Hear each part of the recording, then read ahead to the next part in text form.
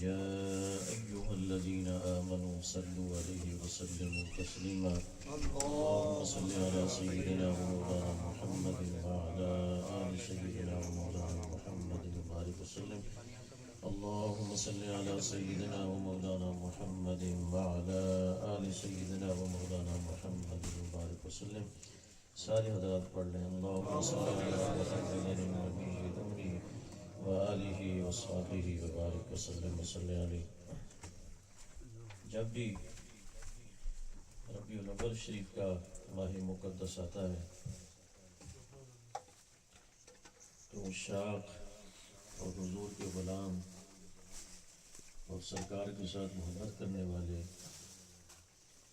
میلاد النبی کی محفلیں منعقد کرتے ہیں. وہ موقع کے لحاظ سے تہوار کے حساب سے محفلیں منعقد کرتے ہیں. سیرت النبی کا موقع ہوتا ہے تو سیرت النبی کی محفل کرتے ہیں، اور ختم نبوت کی باری ہوتی ہے تو خاتم النبیین کانفرنس سے کرتے ہیں. حضرت ابوبکر صدیق کا وصال ہوتا ہے تو آپ کے حوالے سے محفلیں ہوتی ہیں. یوم صدیق اکبر بھی ہوتا ہے، یوم فاروق اعظم بھی ہوتا ہے، محرم آتا ہے اور شہادت کانفرنسیں ہوتی ہیں. یعنی بات ہوتی ہے موقع کی، موقع محل کی، وقت کی، تہوار کے مطابق ہوتی ہے. یہ تو نہیں ہے کہ عید پر آپ جمعہ پڑھنا شروع کر دیں، جمعے کو بھی پڑھنا شروع کر دیں. جو موقع ہوتا ہے اس کے حساب سے اہل سنت و جماعت چلتے ہیں کہ جب ربیع الاول شریف ربیع النور کا مہینہ آتا ہے تو محفل میلاد النبی ہوتی ہیں. میلاد النبی کانفرنس، میلاد النبی کا جلسہ، جلوس، محفل میلاد، یہ نام ہوتے ہیں. تو ایک آواز آتی ہے کہ سیرت النبی کیوں نہیں رکھتے؟ یہ عرض یہ کہ رکھتے ہیں، اپنے موقع کے حساب سے رکھتے ہیں، لیکن پھر بھی اگر کوئی اصرار کرے نہیں جی میلاد النبی نہیں، میلاد النبی کانفرنس نہیں، محفل میلاد نہیں، سیرت النبی، عرض یہ ہے کہ صحاح ستہ جو حدیث کی 6 کتابیں مشہور ہیں، 20 حدیث کی کتابیں ہیں، لیکن عام طور پر لوگ ان 6 کتابوں کو جانتے ہیں: بخاری، مسلم، ابو داؤد، نسائی، ترمذی، ابن ماجہ، 6 صحاح ستہ. اب عرض یہ ہے جو اصرار کرتے ہیں ان سے گزارش یہ ہے کہ بھئی یہ صحاح ستہ کی کتابیں ہیں 6، ان کتابوں میں سے کوئی سیرت النبی کا باب دکھا دو. ٹھیک ہے جی. محدث جب حدیثیں جمع کرتا ہے نا کسی کتاب میں، اوپر ایک باب باندھتا ہے کہ یہ جو باب ہے اس کا موضوع اور اس کا عنوان کیا ہے، پھر اس کے نیچے پھر وہ ساری حدیثیں اسی کے مطابق لاتا ہے. تو یہ جو عنوان ہے اس کو باب کہتے ہیں. تو صحاح ستہ کی کتابوں میں کوئی سیرت النبی کا باب دکھا دو. بخاری میں، مسلم میں ان محدثین نے کوئی سیرت النبی کا باب باندھا ہو، یہ عنوان دیا ہو کسی باب کو سیرت النبی. دکھاؤ اگر ہے تو دکھاؤ، اور اگر نہیں دکھا سکتے اور دکھائیں گے کیسے؟ تو پھر ترمذی شریف یاد رکھنا، ترمذی شریف دوسری جلد، باب کا نام ہے میلاد النبی. سبحان اللہ. ترمذی شریف سیاستہ کی کتاب ہے اور اس کی دوسری جلد ہے، اور باب کا عنوان کیا ہے؟ میلاد النبی. میلاد النبی. اور پھر اسی کے تحت وہ حدیث بھی وہ لائے ہیں جو آپ علماء سے سنتے ہیں کہ سرکار دو عالم علیہ الصلوۃ والسلام سے سوال کیا گیا کہ یا رسول اللہ نے سب سے پہلے کس چیز کو پیدا کیا؟ تو حضور نے فرمایا یا جابر ان اللہ تعالی خلق قبل الاشیاء نور نبیک من نوری، اے جابر سب سے پہلے اللہ نے آپ کے نبی کے نور کو اپنے نور کے فیض سے پیدا کیا۔ سبحان اللہ۔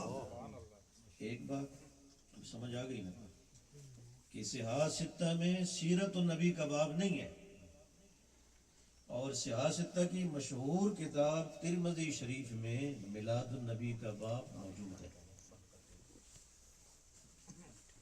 اچھا پھر ٹھیک ہے جی، مان لیا میلاد النبی، تو پھر عید میلاد النبی، جی آپ نے یہ عید کیوں ساتھ لگا لیا ہے؟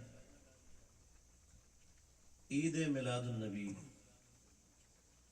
عرض یہ ہے کہ قرآن پاک میں اللہ رب العالمین ارشاد فرماتے ہیں، حضرت عیسیٰ علیہ السلام نے دعا کی، ربنا انزل علینا مائدۃ من السماء، اے اللہ، میرے حواری کہتے ہیں ان کی خواہش یہ ہے کہ آسمان سے دسترخوان نازل ہو جس پر کھانے چنے ہوئی ہوں، کھانے لگے ہوئے ہیں، یہ ربنا انزل علینا مائدہ، اے اللہ ہم پر مائدہ نازل فرما، دسترخوان نازل فرما کہ جس پر کھانے لگی ہوئی ہو۔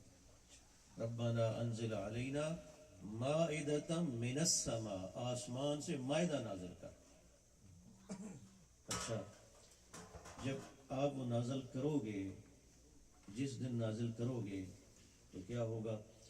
تکون لنا عیدا لأولنا وآخرنا،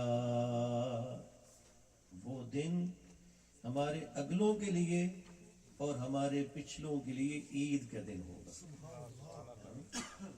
یہ قرآن پاک ہے۔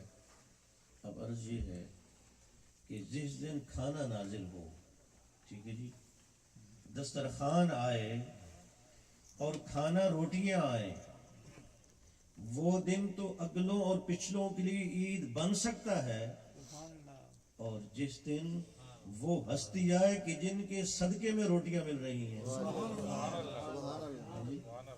نعرہ تکبیر، نعرہ رسالت، نعرہ حیدری، سبحان اللہ۔ جس دن وہ ہستی آئے وہ دن عید کا دن کیوں نہیں ہو سکتا؟ اور پھر ایک اور بات بھی کہی جاتی ہے، وہ جی عیدیں تو صرف دو ہیں جی، یہ تیسری عید کہاں سے آ گئی؟ عیدیں تو صرف دو ہیں۔ بھئی آپ کو کس نے کہا کہ صرف دو ہیں؟ سرکار دو عالم علیہ الصلوۃ والسلام نے فرمایا کہ جمعے کا دن میری امت کے لیے عید کا دن ہے، یہ حدیث پاک ہے۔ اور یہ جو جمعہ ہے یہ سال بھر میں تقریباً کوئی 50 مرتبہ آتا ہے، تو اس پر تو آپ کو اعتراض نہیں ہے۔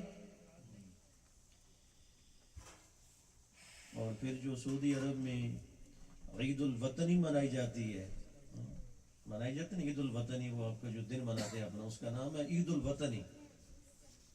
جیسے آپ مناتے ہیں یوم پاکستان، یوم پاکستان آپ مناتے ہیں، اور وہ جو مناتے ہیں اس کا نام ہے عید الوطنی۔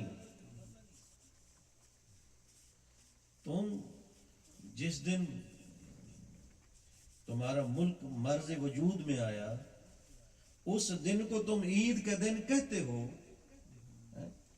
جس دن سعودی عرب تمہیں حاصل ہوا اس دن کو تم عید کا دن کہتے ہو، اور جس کے صدقے میں کائنات بنی ہے،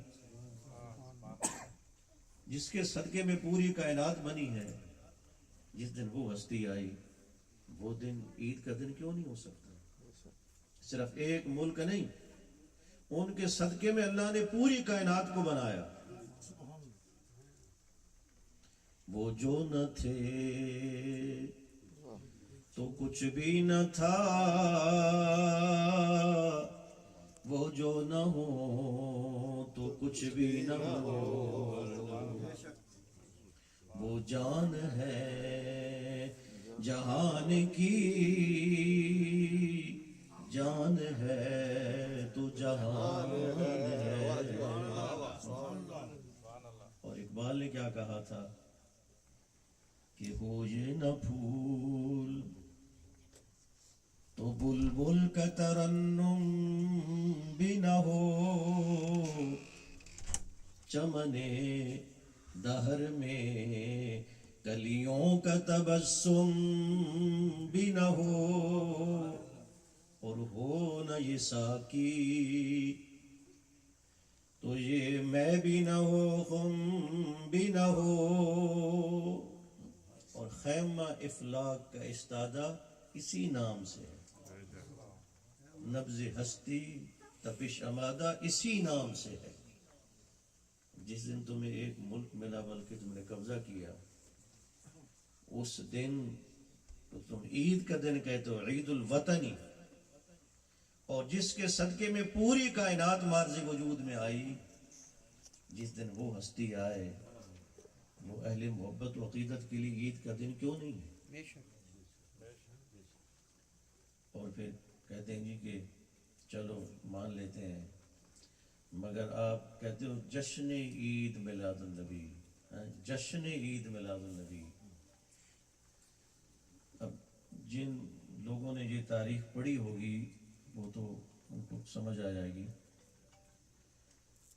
جن کو نہیں میں عرض کر دیتا ہوں کہ بھائی جشن ہے، جی جشن کا کیوں لفظ استعمال کرتے اضافہ کیا؟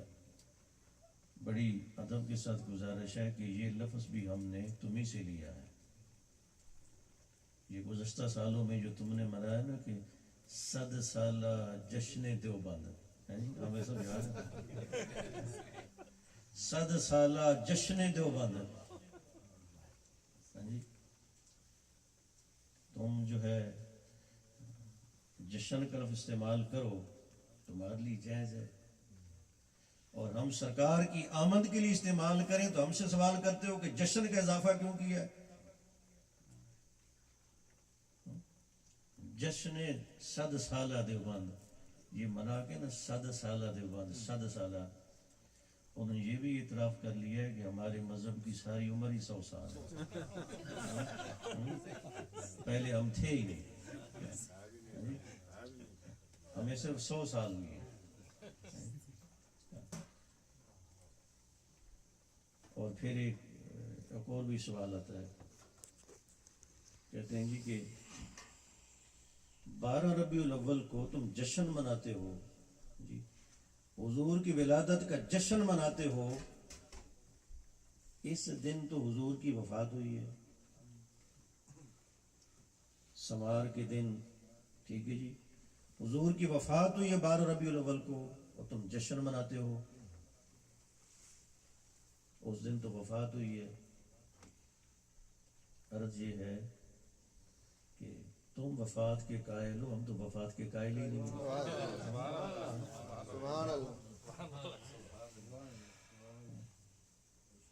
اور ہمارا تو عقیدہ یہ ہے کہ انبیاء پر موت آنی ہے، آن کی آن آنی ہے، آن کی آن آنی ہے۔ جیسے چاند ہو نا تو وہ ایک آن کے لیے چھوٹی سی بدلی کی اوٹ میں چلا جائے اور آنن فانن پھر دوسری طرف سے نکل آئے، یہ ہے انبیاء کی وفات۔ بس یہ انبیاء پر موت آنی ہے، بس آن کی آن آنی۔ مسلم شریف کی حدیث ہے، سرکار دو عالم علیہ السلام نے فرمایا ان اللہ حرم علی الارض ان تاکل اجساد الانبیاء، اللہ رب العالمین نے زمین پر حرام کر دیا ہے کہ وہ انبیاء کی جسموں کو کھائے۔ فنبی اللہ حی فیرزق، اللہ کا نبی زندہ ہوتا ہے اس کو رزق بھی دیا جاتا ہے۔ سبحان اللہ۔ ہمارا تو عقیدہ ہے تو واللہ ہے زندہ، تو واللہ ہے زندہ، میرے چشم عالم سے چھپ جانے والے میرا دل بھی چمکا دے، اے چمکا دے، واللہ ہے زندہ۔ اعلی حضرت نے قسم کھا کر کہا واللہ کا معنی قسم ہوتا ہے، تو واللہ ہے زندہ، تو واللہ ہے زندہ، میرے چشم عالم سے چھپ جانے والا۔ ہم تو موت کی قائل نہیں ہیں۔ اور پھر اگر وفات اس دن ہے بھی 12 ربیع الاول کو، تو شریعت میں سوگ صرف 3 دن جائز ہے، صرف 3 دن، اور بیوہ کے لیے 4 مہینے، عام لوگوں کے لیے کسی بھی عزیز کی وفات پر 3 دن سوگ جائز ہے، 3 دن کے بعد پھوڑی اٹھاؤ، سوگ جائز نہیں۔ اور جس خاتون کا شوہر فوت ہو جائے اس کے لیے صرف 4 مہینے، اس کے بعد اس کے لیے بھی جائز نہیں،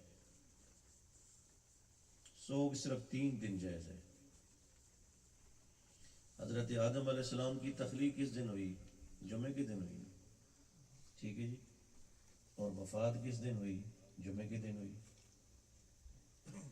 آپ کی تخلیق بھی جمعے کے دن ہوئی ہے، اور آپ کا وصال مبارک دنیا سے یعنی تشریف لے جانا یہ بھی جمعے کے دن ہے، مگر جمعہ عید ہے، جمعہ عید ہے۔ تو جب ایک ہی دن اگر دونوں چیزیں جمع ہو جائیں تو پھر جو نعمت والی چیز ہے نا، خوشی والی چیز، اس کو آپ منائیں گے۔ اگر ایسے ہے بھی تو پھر حضور کی جو آمد ہے، میلاد پہلے ہے، جو حضور کی آمد ہے، جو حضور کا میلاد اور ولادت ہے، اس کو ہم منائیں گے، سوگ نہیں کریں گے۔ سوگ 3 دن کے بعد جائز ہی نہیں ہے۔ اب اس سلسلے میں تحقیق کی بات کرتا ہوں۔ سرکار دو عالم علیہ الصلوۃ والسلام نے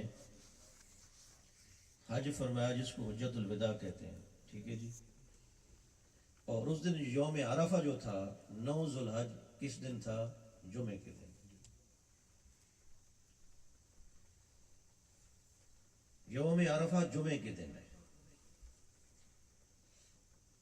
اور پھر سرکار دو عالم علیہ الصلوۃ والسلام واپس تشریف لائے تو ذو الحج کا مہینہ ختم ہوا، محرم آیا، محرم ختم ہوا تو سفر آیا، سفر ختم ہوا تو ربیع الاول شریف آیا۔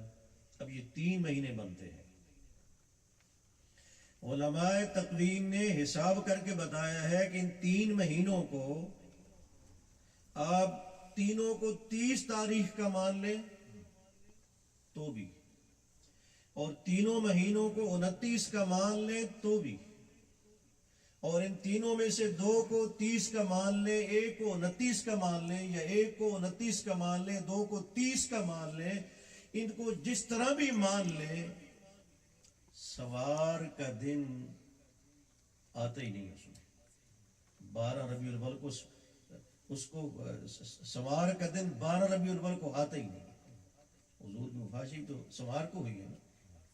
تو ان 3 مہینوں کو جس طرح بھی آپ مان لیں، تینوں کو 30 کا مان لیں، تینوں کو 29 کا مان لیں، ایک کو 30 کا، 2 کو 29 کا، 2 کو 30 کا، ایک کو 29 کا مان لیں، جس طرح بھی مان لیں، جو سوار ہے، جو حضور کی وفات شریف کا دن ہے، وہ 12 ربیع الاول کو آتے ہی نہیں۔ نعرہ تکبیر، نعرہ رسالت، علماء حق، اس لیے یہ صرف ایک ذہن میں پراگندہ کرنے کا ایک طریقہ ہے کہ یہ اس دن تو وفات ہے، وفات اس دن نہیں ہے حضور۔ اب آخری بات کروں، تحقیقی جواب دے دیا، اس دن نہیں ہے۔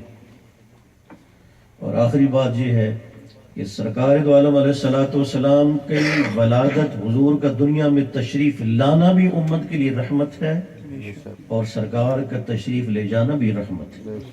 حضور نے خود ارشاد فرمایا میرا تم میں رہنا بھی رحمت ہے تمہارے لیے، اور میرا چلے جانا بھی تمہارے لیے رحمت ہے۔ یا رسول اللہ وہ کیسے؟ حضور نے فرمایا ہر ہفتے امت کے اعمال میری بارگاہ میں پیش ہوتے ہیں، اور جب وہ پیش ہوتے ہیں جن کے اعمال اچھے ہوتے ہیں میں اس پر الحمدللہ کہتا ہوں، اور جن کے اعمال اچھے نہیں ہوتے میں اللہ کی بارگاہ میں ان کی شفاعت کرتا ہوں۔ نعرہ تکبیر، نعرہ رسالت، تو فرمایا مطلب یہ ہے کہ دنیا میں تو میرے اور کام بھی ہے نا، کہیں دعوت کا کام کرنا ہے، کبھی طائف جانا ہے، کبھی بدر ہے، کبھی احد ہے، کبھی حنین ہے، کبھی جنگ ہے، کبھی خندق ہے۔ یہ دنیا میں تو سارے کام ہیں، میں کر رہا ہوں، اور جب یہاں سے چلا جاؤں گا تو پھر ایک ہی کام ہے، امت کی شفاعت، امت کی بخشش کی دعا۔ تو فرمایا میرا تم میں رہنا بھی رحمت ہے اور میرا تم سے چلے جانا بھی رحمت ہے۔ اچھا جی، آپ جھنڈے لگا لیتے ہیں جناب، جھنڈے اٹھا لیتے ہیں، جی جھنڈے۔ سرکار دو عالم علیہ السلام ہجرت کر کے مدینہ شریف جا رہے ہیں، عرج کے مقام پر پہنچے ہیں تو بریدہ اسلمی جس نے یہ اعلان سن رکھا ہے کہ قریش نے یہ اعلان کیا ہے کہ جو سرکار دو عالم علیہ السلام کو گرفتار کر کے یا نعوذ باللہ ان کا سر قلم کر کے لائے گا 100 اونٹ دیں گے انعام۔ سراقہ بھی تلاش میں نکلا ہوا ہے، اس کا بھی واقعہ آپ نے پڑھا ہے۔ جب حضور کی بارگاہ میں سراقہ آیا اور سرکار پہ حملہ کرنا چاہا تو گھوڑا زمین میں دھنس گیا، پھر اس نے معافی تلافی کی، گھوڑا باہر آیا، پھر نیت بدل گئی 100 اونٹ، اور پھر حملہ کرنا چاہا، پھر گھوڑا زمین میں دھنس گیا، پھر ہاتھ باندھے کرم ہو جائے، اب حرکت نہیں ہوگی، اب بے ادبی نہیں ہوگی، سرکار نے کرم کیا، گھوڑا پھر باہر آیا، پھر نیت بدل گئی 100 اونٹ، پھر گھوڑا زمین میں دھنس گیا۔ اب اس کو سمجھ آ گئی یہ بات نہیں بنے گی، اب کرم ہو جائے، کرم کر دیں، اب حرکت نہیں ہوگی۔ کرم ہوا، گھوڑا باہر آیا،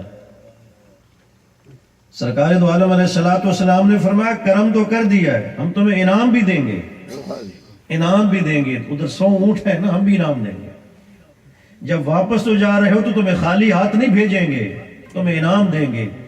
سرکار نے فرمایا ایک وقت آئے گا ایران فتح ہوگا، شہنشاہ ایران کے ہاتھوں سے سونے کے کنگن اتریں گے اور تیرے ہاتھوں میں پہنائے جائیں گے، تیرے ہاتھوں میں پہنائے جائیں گے۔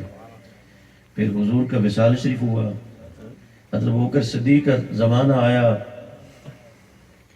حضرت فاروق اعظم کا زمانہ آیا، سراقہ بیمار پڑا، لوگ بیمار پرسی کے لیے آئے، کس نے وصیت مانگی، وصیت کر دو، اس نے کہا میں بھی نہیں مروں گا، میں وصیت کیوں کروں بھائی، میں بھی نہیں مروں گا بھائی، کیوں نہیں؟ اس نے کہا رسول اللہ نے جو فرمایا ہے، وہ جو سرکار کا فرمان ابھی پورا نہیں ہوا، سرکار کا فرمان پورا ہوگا تو پھر میں مروں گا۔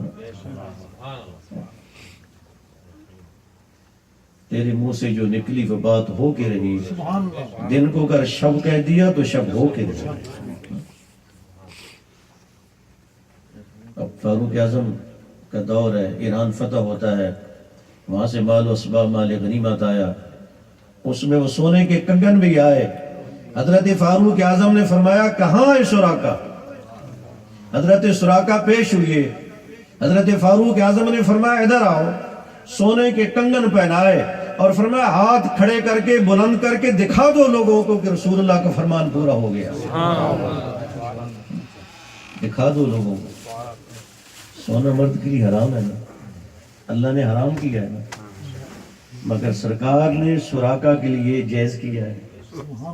لوگ کہتے ہیں اختیار نہیں ہے حضور کے پاس، وہ کہتے نہیں، سرکار کی حیثیت تو صرف ایک جناب ایک میسنجر کی ہے، جیسے ایک میل والا ہوتا ہے نا، ڈاکیا ہوتا ہے، بس اس کا کام ہوتا ہے میل آگے پہنچانا، نہیں میرے بھائی ایسی بات نہیں ہے، حضور کو اللہ نے بھیجا ہے، اختیار دے کر بھیجا ہے۔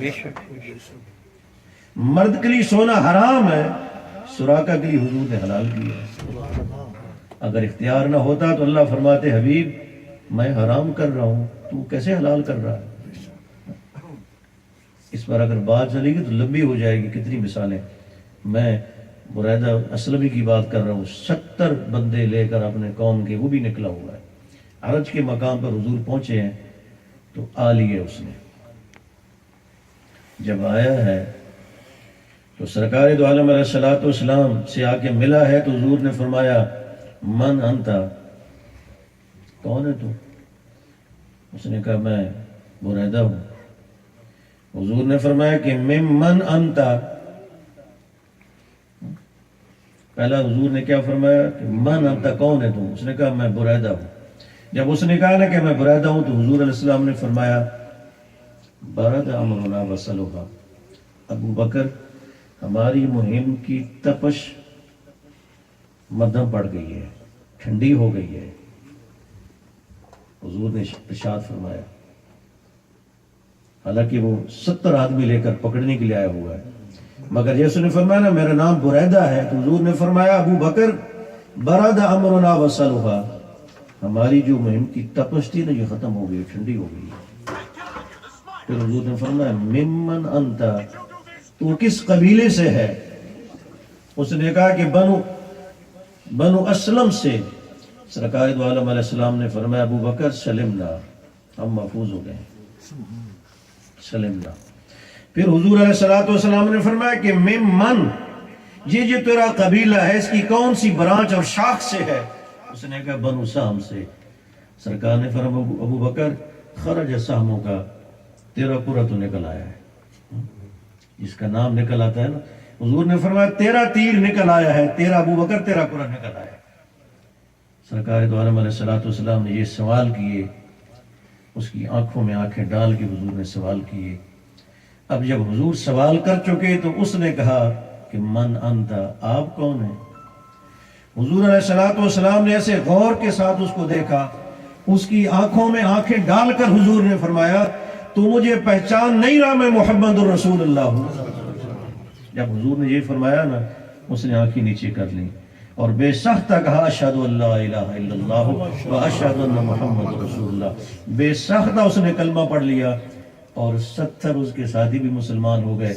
جب یہ سارے مسلمان ہو گئے نا تو بریدہ اسلمی نے کہا کہ یا رسول اللہ اب مدینہ شریف میں داخل ہونا چاہتے ہیں نا، لا تدخل المدینۃ الا ومعک لواء.